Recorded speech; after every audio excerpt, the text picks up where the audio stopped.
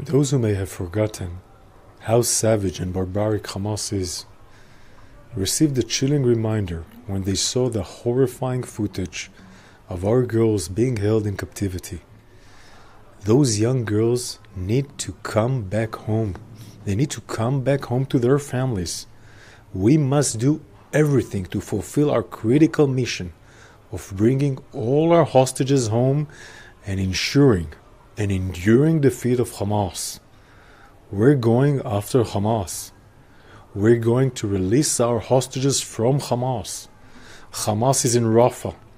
Hamas has been holding our hostages in Rafah, which is why our forces are maneuvering in Rafah. We're doing this in a targeted and precise way. Now I want to remind you, the Israel Defense Forces has gained a lot of experience in conducting precise operations in complex areas and targeted raids against Hamas based on accurate intelligence. The IDF is committed to operating in accordance with the international law, and we will continue to keep that commitment.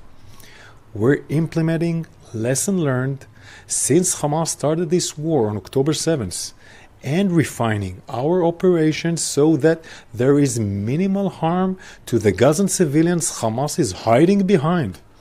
Hamas terrorists are waging war while embedding themselves inside and under civilians' areas in Rafah because Hamas wants Gazan civilians to be caught in the crossfire. We don't.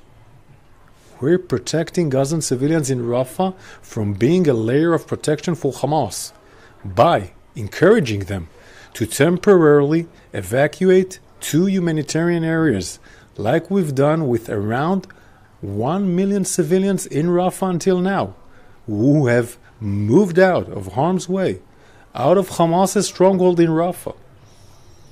We're not smashing into Rafah. We're operating carefully and precisely. So far, we have eliminated dozens of Hamas terrorists, exposed dozens of terror tunnels, and destroyed vast amounts of infrastructures, including rocket launchers with rockets inside, waiting to be launched by Hamas at Israeli homes. We've shared our plans with the United States. We heard their perspectives. We have been attentive to their lesson learned, and we will continue this productive dialogue. We also continue to work with them on getting aid to the people of Gaza through the J-lots, the temporary floating pier.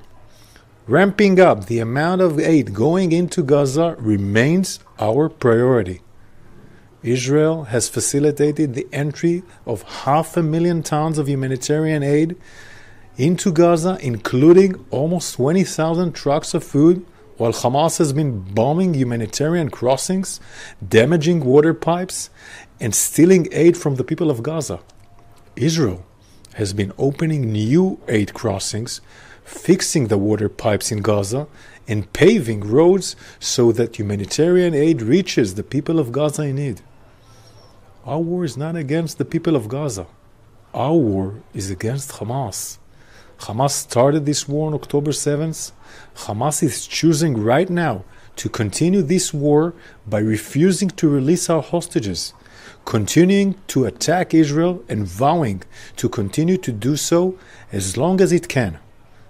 There are men, women, and girls being held by Hamas in a living hell across our border in Gaza. We will not stop fighting for their freedom. We have a moral duty to bring all our hostages home. Every decent country in the world would do the same.